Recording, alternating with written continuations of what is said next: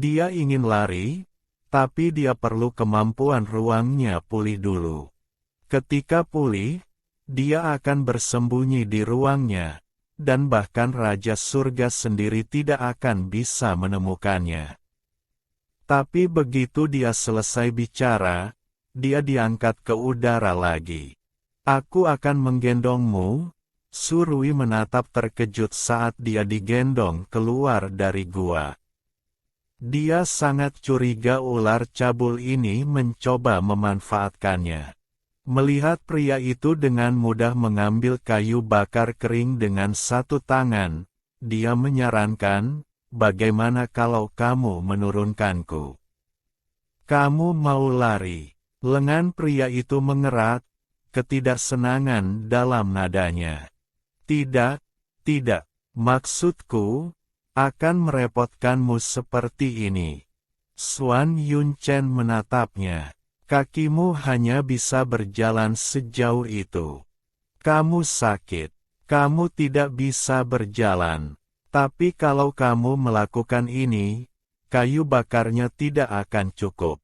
Jadi, Xuan Yunchen dengan tegas menggendong Surui kembali ke dalam gua, dengan lembut menempatkannya di kulit binatang.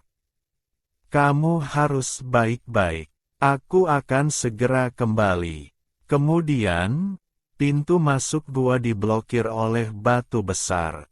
Sialan, Surui tidak bisa berkata apa-apa, menatap gua yang redup. Pikirannya berpacu. "Tidak, aku harus cepat pulih dan pergi. Si cabul ini kemungkinan bermain permainan kucing dan tikus denganku. Ketika dia kehilangan kesabaran, dia pasti akan menelanku tanpa ragu.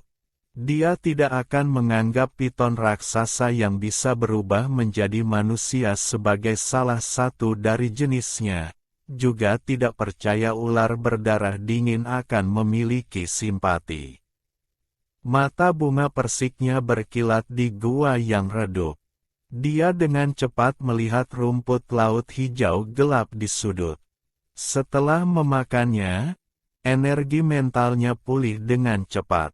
"Aku ingin tahu apakah makan lebih banyak akan mempercepat pemulihan kemampuan ruang."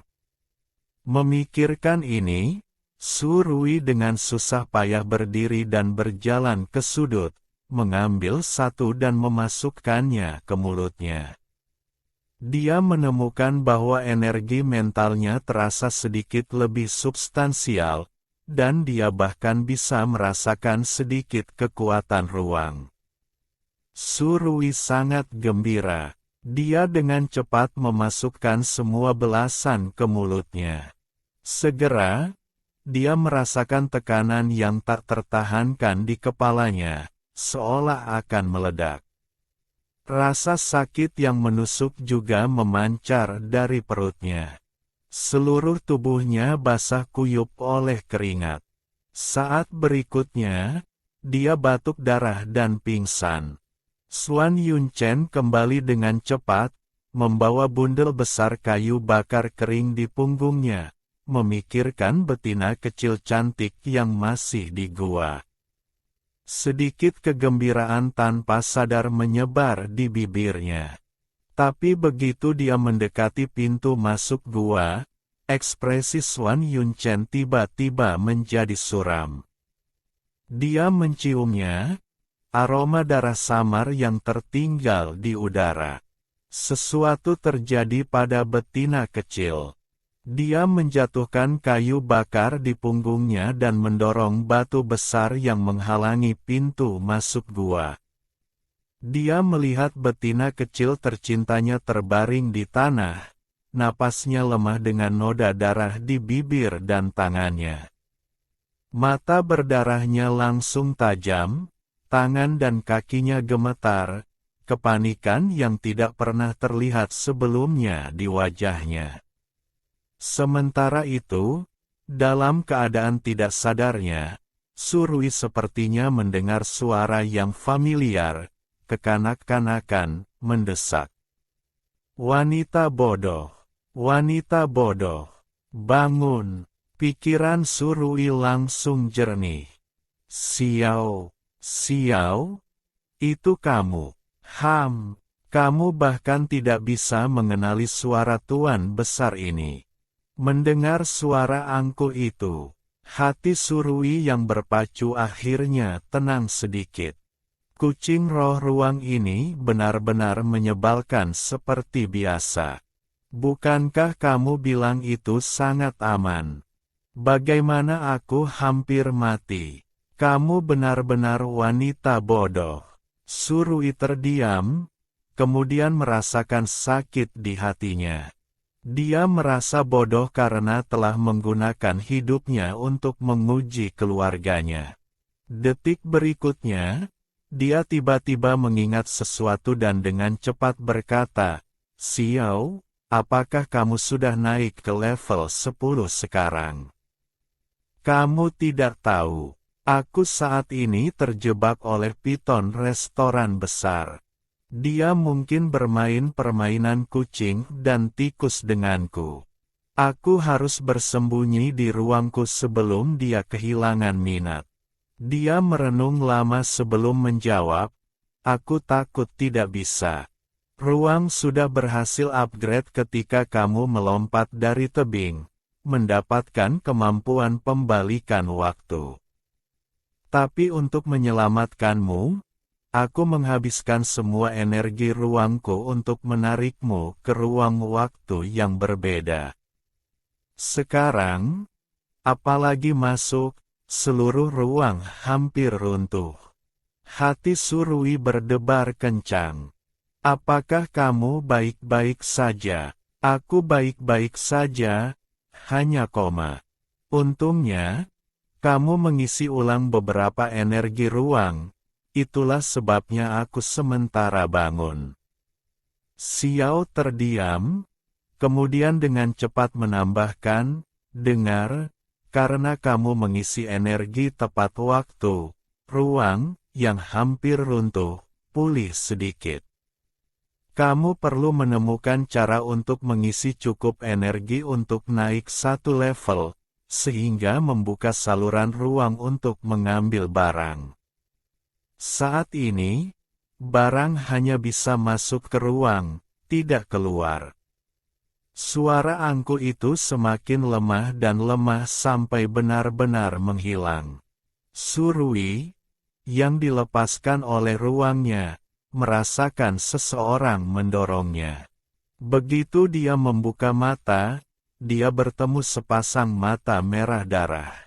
Hatinya berdebar ketakutan. Sebelum dia bisa bicara, dia ditarik ke dada yang kokoh dan dipeluk erat. Mulut Surui berkedut. Kenapa si cabul ini terasa agak aneh? Merasakan aura kematian dan niat pembunuhan yang tebal dari Xuan Yunchen, dia terlalu takut untuk bicara atau bertanya. Betina kecil, maafkan aku. Suaranya dipenuhi penyesalan mendalam dan menyalahkan diri sendiri. Dia tidak pernah memelihara betina sebelumnya dan pernah mendengar mereka sulit dijaga tetap hidup. Xuan Yunchen berpikir bahwa dengan kekuatannya yang luar biasa, dia pasti bisa memelihara betina menjadi gemuk dan sehat. Dia tidak pernah mengharapkan dia sakit di hari pertama, yang membuatnya sangat cemas. Surui juga bingung dengan permintaan maaf dan butuh waktu lama untuk bereaksi. Ular besar ini sangat tidak terduga. Sekarang aku tidak punya kekuatan untuk melawan, lebih baik mengikutinya. Dia kemudian menjawab, aku baik-baik saja. Xuan Yunchen dengan lembut memeluknya di lengannya, menghiburnya. Mendengar suara betina kecil yang lembut dan lemah, dia merasa seolah hatinya dibelai oleh bulu, perasaan kepuasan yang meluap yang tidak pernah dia alami sebelumnya. Tuhan tahu betapa takut dan paniknya dia ketika menemukan betina kecil muntah darah dan pingsan. Pemikiran bahwa dia mungkin secara tidak sengaja membunuh betina kecilnya hampir membuatnya dikonsumsi oleh penyesalan diri yang luar biasa. Betina kecil, setelah kamu sembuh, ayo kita kawin. Mata Surui melebar dan dia hampir tersedak air liurnya sendiri. Apa yang dia katakan? Kawin. Apakah itu yang aku pikirkan? Ular besar ini tidak memeliharaku sebagai makanan, tapi untuk kawin. Pelukan Raja Ular Nether semakin mengerat. Suaranya yang magnetis bergema di telinganya seperti iblis. Aroma hormon yang kuat tertinggal dengan sedikit aroma rumput segar. Surui menelan ludah dengan susah. Ya ampun, dia sangat tampan. Setelah kiamat, karena kekurangan air, manusia bahkan kesulitan untuk minum, apalagi membersihkan diri. Semua orang hampir selalu berantakan. Di mana dia bisa melihat pria setampan ini? Ah, sayang sekali. Spesies ini salah. Dia pasti tidak ingin kawin dengan ular. Xuan Yunchen melihat bahwa betina kecil tidak bereaksi untuk waktu yang lama dan hatinya perlahan tenggelam. Tentu saja, betina kecil, seperti betina lainnya, lebih menyukai manusia binatang yang tinggi dan kuat serta takut pada manusia binatang nakal. Tapi dia adalah hadiah dari Dewa Binatang. Tidak ada orang lain yang akan mengambilnya darinya. Dia tidak akan pernah melepaskannya.